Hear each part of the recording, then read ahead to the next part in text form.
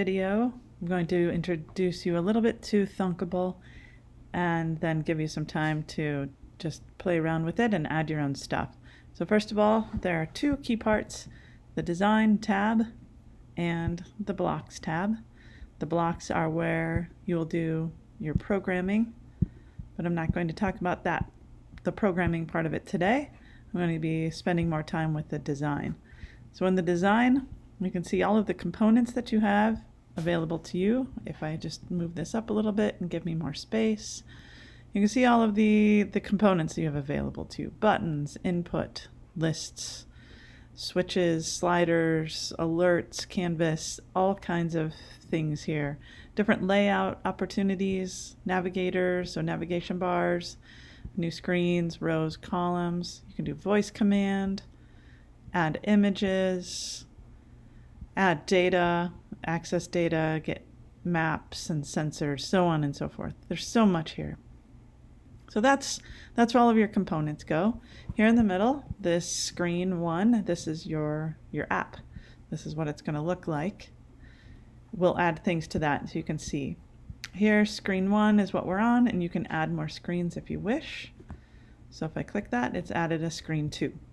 So if I click on screen one again, I can change the name of my screen one, which I'd recommend. So here, this little pencil allows me to rename it, and I'm going to rename this my home screen. Okay, now it makes more sense. And my home screen, if you'll see over here on the side, I've got all kinds of options. I can change the background color, pictures, the size, so on and so forth. Make it scrollable or not, margins, padding, borders. I mean, so many things. If I go back to the top on advanced, this is like HTML. This is actually like CSS. So in the sizing, we can do flex boxes, we could do width. So there's all kinds of different stylings you can change. You can change the spacing, so the margin, the padding. You can change the positioning to be center, or if you want things to wrap around in your text, but here's flex boxes, just like we did. A z-index is a three-dimensional. And then in styling, you can change a little bit more with background colors, with border. You can do a width and a radius on the border.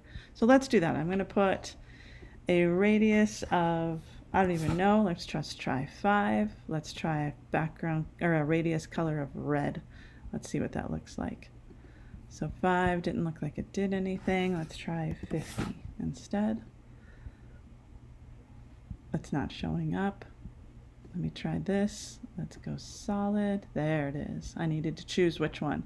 So that's a solid. 50 was kind of big, but it gives you the idea. Let's try 10 for the width. Not bad. Let's try a radius. Let's try 5, see what happens there. Kind of rounded it. Let's try 10 and see. Yeah, that's rounding the corners off pretty nice. All right, so I'm going to just stick with that for now. Let's go look at some of the components. I can put a label. If I drag the label out onto my home screen, it takes a little bit because I'm recording. It'll be a little bit faster for you, but if I'll just be patient. So I can either add a component by just dragging it out on the screen. There it goes, it finally did it.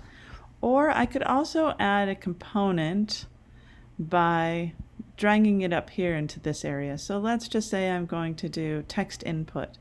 I can drag it here, and if you'll notice the little pink bar that's showing up. So the pink bar is showing up there on the top, and if you go look on the interface, you can see the blue label of where is this next text input going to go. So I'll put it below my label. And finally, I can drag a button out there as well.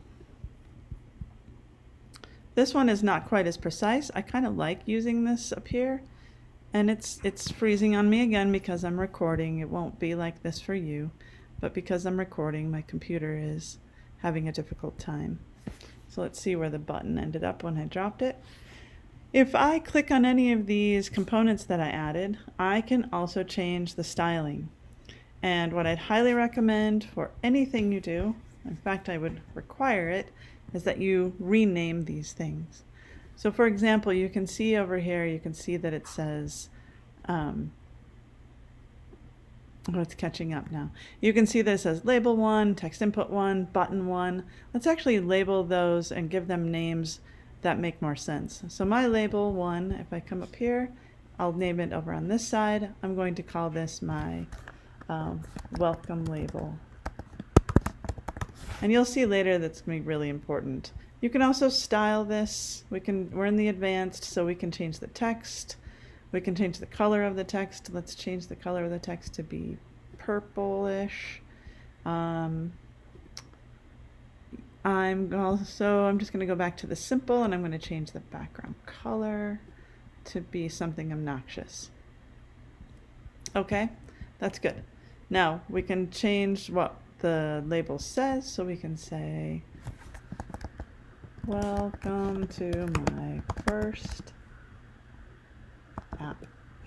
Not exciting, but gets the point across. Okay, now for the button, let's change that name to not button 1, but maybe submit button. That way we know what that means later. You can also change what that says. We can say submit. We can change the text color on that as well. Oh, let's make it this greenish color, and we'll leave it blue for now. And then finally in the text input, I'm going to say user answer. I'm not going to use any of these right now. I'm just showing you how to drag things out and how to use some of these components. Let's look at the layout components for just a moment, and then I'm going to let you just go do what you want to do. So you can put things, right now things are stacked on top of each other, so that would be in the form of a column, but I can also add a row. So what I'm going to do is add a row below the user answer. So I'm going to try to be careful here with my pink line. Actually, I'm going to put it up above because that's going to be easier right now. Right there, I'm going to put it right below. Oops, I dropped it. I'll try again. I'll put my row just below the user answer. Okay, so I've got a row in here, and what that means is if I want to drop two things in there now, they're going to be side by side. Column means one on top of the other, a row means side to side. So I'm going to put a button in here, and hopefully it will go a little bit faster. There we go. And I'm going to put a label in there as well. So now my label and my button are side by side. I'm going to drag these components down. This row, I can change the size of it a little bit. So my height, instead of filling the container, I'm going to ask it to just fill the contents, or fit the contents. So that means it's just going to have the label and the button side by side. Okay, that's enough for now. Go play.